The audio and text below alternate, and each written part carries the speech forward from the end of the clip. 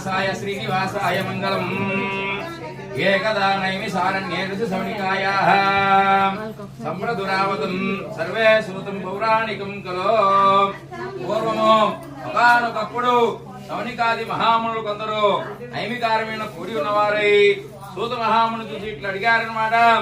ఏ వ్రతము చేసినా ఇక కలికాలంలో ప్రత్యక్ష పడుతుంది ఎందుకంటే ఇక సత్యనారాయణ వ్రతము. అప్పుడు అడుగుతారు ఆ యొక్క మహావిష్ణువుని నారదుడు.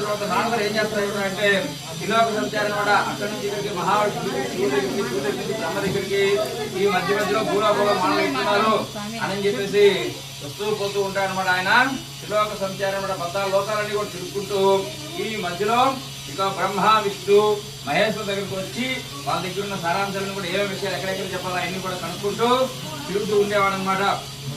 ఈ విధంగా అడుగుతున్నప్పుడు సూత మహామునులు అడిగారనమాట. ఏ వ్రతం